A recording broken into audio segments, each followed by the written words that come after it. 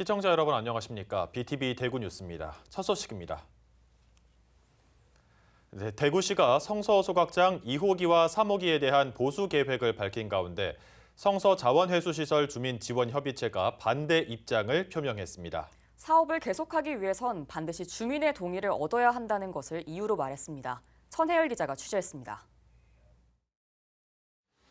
대구시가 성서 소각장 2호기와 3호기를 보수해 다시 쓸 예정입니다. 폐기물관리법 시행규칙 개정에 따라 2030년부터 폐기물 직매립이 금지되면서 당장 폐기물을 태울 소각로가 부족하기 때문입니다. 2016년에 폐쇄한 1호기는 개체 공사를 통해 다시 쓰기로 했고 노후화로 폐쇄할 예정이던 2호기와 3호기도 보수하기로 했습니다. 이런 정책이 결정되는 과정에서 주민협의체는 물론 인근 주민들과 의견이 오간 적은 없습니다. 주민들은 전혀 모르고 있습니다. 공론화를 시키지도 않고 또 우리가 이거 알기로는 좀 늦게 누구보다 늦게 우리 주민들이 알고 있습니다. 지금 이래가지고 이 주위에 있는 사람은 못 삽니다. 이걸 하루빨리 어떻게 시정을 해줘야지. 이런 가운데 성서 자원회수시설 주민지원협의체가 소각로 2호기, 3호기 보수 계획에 제동을 걸고 나섰습니다. 주민에게 불편을 주고 인내를 요구하는 사업이라면 그 피해가 기약 없이 지속되어서는 안 된다는 입장을 처음으로 밝힌 겁니다. 2호기와 3호기가 내구 연한이 지나 보수를 통해 다시 사용해야 하는 상태에 이르렀다면 20년 넘게 피해를 받은 주민들에게 적어도 사업을 계속해도 될지 물어는 봐야 하지 않겠냐는 입장입니다. 주민들한테 사업을 진행한 여부는 당연히 물어봐야 된다고 생각을 하고 있고요.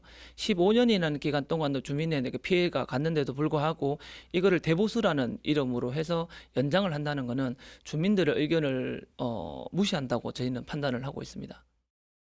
대구시가 주민협의체에 공식적인 요구가 있으면 환경영향평가 결과에 대해 설명하겠다는 입장을 밝힌 것으로 전해지고 있습니다. 성서 자원회수시설 주민지원협의체는 대구시에 성서 소각장 2호기와 3호기 대보수와 관련해 어떠한 요청도 먼저 하지 않을 것이며 조건 없는 반대 입장을 분명히 밝혔습니다.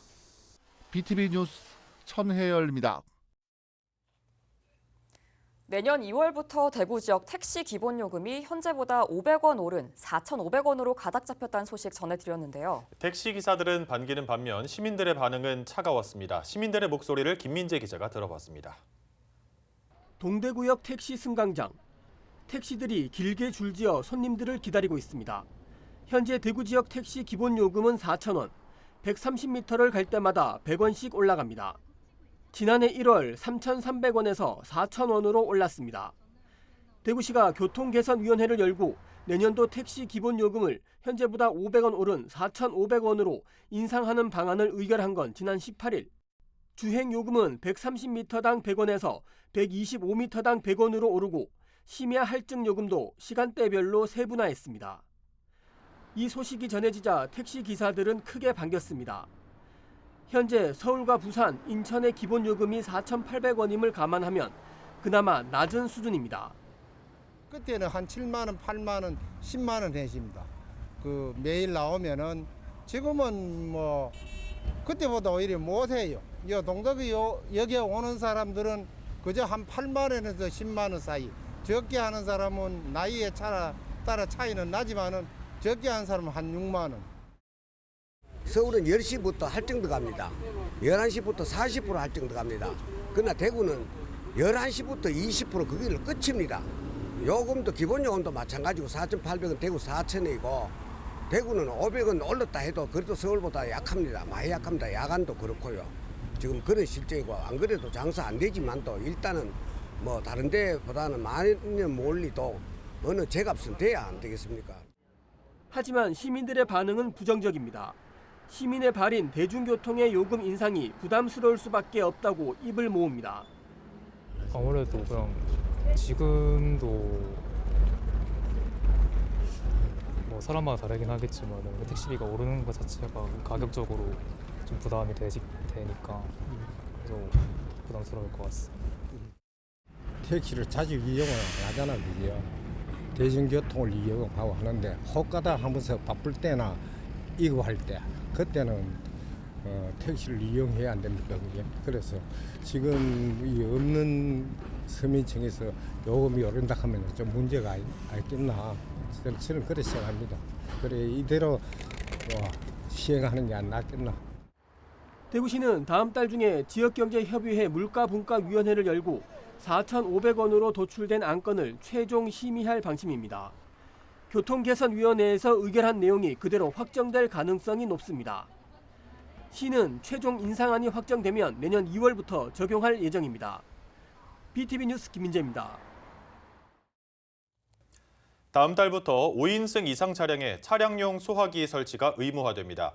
소방당국은 신차나 중고로 소유주가 바뀌는 경우에는 의무적으로 설치하도록 하고 기존 차량에는 소화기 설치를 권고하도록 했습니다. 김효승 기자의 보도입니다. 비상등을 켠 채 멈춰선 차량에서 불길과 연기가 치솟습니다. 잠시 뒤 한 남성이 소화기를 들고 진화에 나서자 불은 금세 사그라드는 모습입니다. 지하차도를 지나는 다른 차량으로까지 큰 불로 번질 수 있었던 아찔한 상황. 지난해 8월 수원 세류 지하차도에서 발생한 오중 추돌 사고 영상인데 당시 소화기 진화 덕분에 다행히 대형 화재로는 이어지지 않았습니다. 소방청 자료를 보면 차량 화재가 2021년 3,660여 건, 2022년 3,830여 건, 지난해에 3,900여 건으로 증가세를 보이고 있습니다.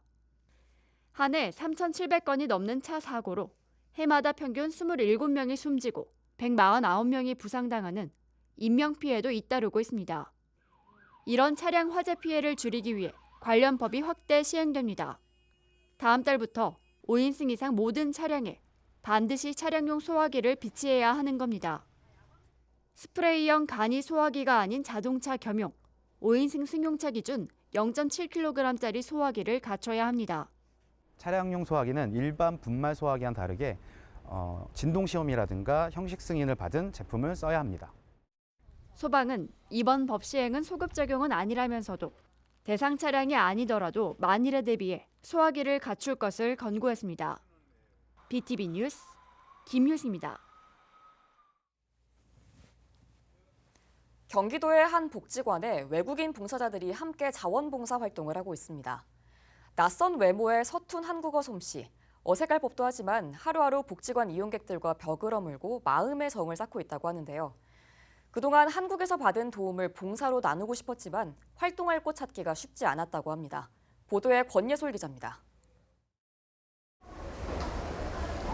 안녕하세요. 맛있게 드세요. 음식을 건네며 인사를 하는 봉사자들 사이에서 서툰 한국어를 구사하는 외국인 자원봉사자들이 보입니다. 아프리카 부룬디 출신의 이들은 복지관과 제한외국인 지원센터의 도움으로 이달부터 배식 봉사에 참여하고 있습니다. 하고 싶었어서 그냥 어디로 가는지 몰랐었어요. 안산에서 지금 살아요. 안산에서 주민센터에서 아까 소개했었어. 아까 지금은부터 시작해서 기분 좋았어요. And it's a very good experience for me because I have a lot of fun and I also enjoy all the activities that we do, cleaning, washing dishes, and also serving the people here in this restaurant. Thank you. 한국에서 받은 도움을 봉사를 통해 나누고자 했지만 낯선 외모 탓에 봉사할 곳을 찾지 못했다는 제한 외국인들. 그만큼 송부동 복지관에서 함께하는 순간이 이들에겐 매우 뜻깊은 시간입니다. 예전에는 거리 청소를 했었어요. 다른 곳에서 자원봉사자를 안 받아주다 보니까 거리 청소를 했는데 여기서는 너무 다행히 자원봉사를 받아주셔서 같이 활동을 할 수 있게 되었습니다. 봉사자들의 마음을 알기라도 한 듯 복지관 이용객들 역시 이들을 진심으로 응원하고 있습니다. 초창기 때는 좋은 하루 되세요라는 인사를 했어요. 저 친구들이. 근데 요 근래에 보면은 맛있게 드세요. 이런 어떤 어휘를 해요. 그래서 저 나름대로 뭔가 발전이 있구나 하는 생각이 들고 있습니다. 한편 송부동 종합사회복지관은 배식 봉사 외에도 제한 외국인과 주민이 함께할 수 있는 다양한 활동을 준비 중입니다. 지금 서울대에서 박사과정 하시는 분이 자원봉사 활동을 하고 있고요. 자원봉사와 접목시켜서 함께할 수 있는 그런 지역사회를 조금 더 아름답게 만드는 활동을 좀 기획하고 있습니다. 제한 외국인들의 자발적인 나눔 실천 활동이 더불어 살아가는 이웃들의 마음을 훈훈하게 만들고 있습니다. BTV 뉴스 권예솔입니다. 경상북도가 내년 경주에서 열리는 아시아태평양 경제협력체 APEC 정상회의를 경제와 문화에 초점을 맞춘 국제행사로 만들겠다고 밝혔습니다. 일론 머스크 등 세계적인 기업인들을 초청하겠다는 계획도 함께 밝혔는데요. 주요 내용을 이하영 기자가 정리했습니다. 대통령 특별 수행 자격으로 페루에서 열린 APEC 정상회의에 참가했던 이철우 경북도지사가 현안 브리핑을 통해 내년도 경주 APEC 정상회의의 운영 방향을 설명했습니다.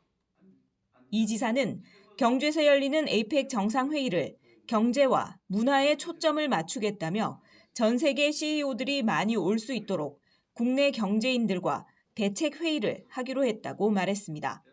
일론 머스크가 요새 최고의 뜨는 인재잖아요. 대통령께서 나도 직접 전화를 하겠다. 이 정도로 관심을 갖고 있다는 말씀을 드리면서 저는 경제회의, 이 자체가 경제회의입니다. 이 대박이 나려면 거물급 기업인들이 와야 됩니다. 그래서 거기에 초점을 맞추고. 또 트럼프 정부가 들어서고 북미 관계의 회복 여부에 달려있지만 평화와 번영의 행사가 될 수 있도록 APEC 회원국인 21개국 정상이 모두 참석할 수 있도록 노력하겠다고 밝혔습니다. 경주는 원래 삼국 통일의 땅, 그러니까 삼국 통일을 했다 하는 땅은 기가 세다 이 말이에요. 삼국 통일의 길을 받아 평화 번영의 길로 가는 그런 평화 번영의 APEC이 되리라. 이 지사는 더불어 한옥과 한복, 한식 등 한류의 원산지인 경북의 문화와 관광, 경제, 과학기술을 전 세계에 알리겠다고 강조했습니다. 헬로티비 뉴스 이하영입니다. 달서구 의회가 내홍에 빠졌습니다. 의회 소속 의원이 품위 유지 위반으로 윤리위원회에 회부된 게 도화선이 됐는데요. 논란이 된 의원은 지난 6월에도 허위사실 유포로 윤리위에 넘겨지기도 했는데요. 해당 의원은 공식 입장 표명을 자제하고 있습니다. 천혜열 기자가 취재했습니다. 지난 19일 서민우 달서구의회 의장은 본회의 도중 A 의원에 대한 윤리위원회 회부권을 의장 직권으로 상정했습니다.